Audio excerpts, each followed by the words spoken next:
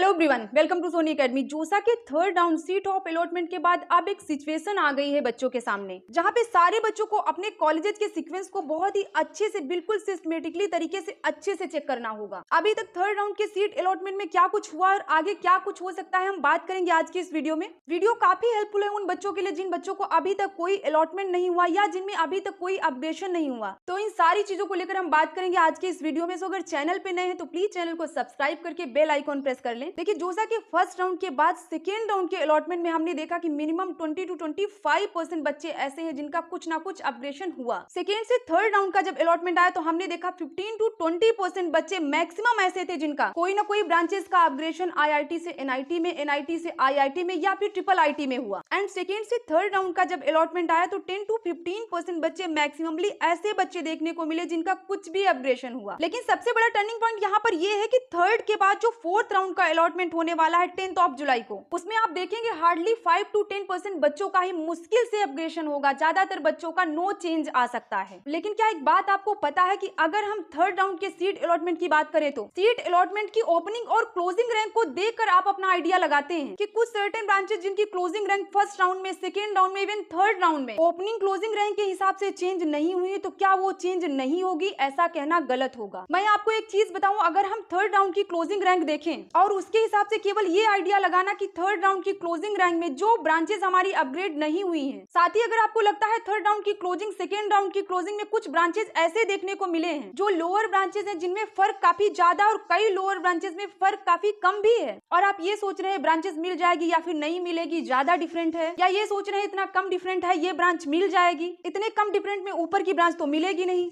उसमें डिफरेंट काफी ज्यादा है, तो आप गलत सोच रहे हैं। यानी थर्ड राउंड की क्लोजिंग रैंक को लेकर कोई मिथ क्रिएट हो रहा है कि कुछ ऐसी ब्रांचेस हैं जिसमें फर्क बहुत ज्यादा आ रहा है तो हमें लेना ही नहीं, तो ऐसा बिल्कुल भी नहीं है। साथ ही कोर ब्रांचेस में जो ड्यूल डिग्री वाले ब्रांचेस, लोअर आईआईटीज है, टीयर 2 वाली आईआईटीज है या फिर एनआईटीज भी हैं, और आप सोच रहे हैं लोअर ब्रांचेस में तो फर्क काफी कम आता है और इतना कम फर्क है, हमें तो लेना ही नहीं था और हमें तो मिलेगा भी नहीं, तो यहाँ पर भी आप गलत सोच रहे हैं। अगर आप क्लोजिंग रैंक को देखकर ट्रेंड के हिसाब से आइडिया लगा रहे हैं कि ये ब्रांचेस मिलेगी या ये ब्रांचेस नहीं मिलेगी और आप रिस्क अगर फ्लोट और स्लाइड का ले रहे हैं, तो आप बहुत बड़ी गलती कर रहे हैं। मैंने पिछले 3 राउंड में भी देखा और उनकी क्लोजिंग रैंक के हिसाब से जो चेंजेस हुआ, उसे देखकर ऐसा कुछ भी कहना कि लोअर ब्रांचेस में फर्क काफी ज्यादा आता है, हायर ब्रांचेस में फर्क कम आता है, ये कहना भी बिल्कुल ठीक नहीं होगा। साथ ही ट्रेंड ये कहता है कि हायर ब्रांचेस में चेंजेस थोड़ा कम होते हैं, लेकिन कुछ लोअर ब्रांचेस बच्चों के चॉइस पे डिपेंड करते हैं, उनमें फर्क कई बार ज्यादा भी देखने को मिलता है और कम भी देखने को मिलता है, जो जोसा के थर्ड और सेकेंड राउंड की क्लोजिंग रैंक हमने देखा। फाइनली मेरा कहने का मतलब सिर्फ इतना सा है कि अगर आपने फ्लोट और स्लाइड केवल थर्ड राउंड के क्लोजिंग रैंक को देखकर अभी भी किया हुआ है, तो आप बहुत बड़ी गलती कर रहे हैं। सारे कॉलेजेस के सीक्वेंस जो अभी आपको थर्ड राउंड में अलॉट हो चुके हैं, उसके ऊपर की सारी प्रायोरिटीज को आप बहुत अच्छे से चेक कर लीजिए कि कोई ऐसी ब्रांच वाली तो प्रायोरिटीज नहीं है जिसे आप बिल्कुल भी प्रेफर नहीं करना चाहते, कोई रिस्क वाली ब्रांच की प्रायोरिटी ऊपर तो नहीं भरी है जो कि फोर्थ राउंड में मिल गई तो आपको लेना ही पड़ेगा, क्योंकि फोर्थ के बाद अगर फिफ्थ राउंड में ब्रांच में चेंज नहीं आया तो आपको 4 साल पढ़ना ही होगा, क्योंकि फोर्थ राउंड के बाद फिफ्थ राउंड में सारी ब्रांचेस फ्रीज हो जाएंगी और फिफ्थ राउंड के फाइनल अलॉटमेंट में जो ब्रांच आपको मिलेगा उसमें आपको 4 साल पढ़ना ही पड़ेगा। तो इन सारी बातों को आप अच्छे से समझ लीजिए और कॉलेजेस के सारे सीक्वेंस को आप अच्छे से चेक कर लीजिए। बाकी अगर आपको कोई डाउट है, कुछ पूछना है, तो आप कमेंट में लिख सकते हैं। और हाँ, जिन बच्चों को जोसा काउंसलिंग में अभी तक कुछ नहीं मिला है वो बच्चे बिल्कुल भी परेशान ना हो, क्योंकि राउंड 4th एंड 5th का अलॉटमेंट आना भी बाकी है और कहीं ना कहीं सीसैप काउंसलिंग में उनके लिए एक अच्छी अपॉर्चुनिटी हो सकती है। साथ ही अगर आपको हमारा सीसैप काउंसलिंग सपोर्ट ज्वाइन करना है तो आप कॉमेंट सेक्शन में दिए गए लिंक से हमारे गूगल फॉर्म को फिल कर सकते हैं। लिंक आपको डिस्क्रिप्शन में भी मिल जाएगा। सिर्फ और सिर्फ 999 में आप हमारा काउंसलिंग सपोर्ट ज्वाइन कर सकते हैं, जिसमें आपको आपके रैंक पर बेस्ट कॉलेज दिलाने की हमारी रिस्पॉन्सिबिलिटी है। सो जल्दी से जाइए और हमारा काउंसलिंग सपोर्ट ज्वाइन कर लीजिए। अभी के लिए इतना ही, लेकिन जिन लोगों ने चैनल को सब्सक्राइब नहीं किया है, प्लीज चैनल को सब्सक्राइब करके बेल आइकॉन प्रेस कर लें।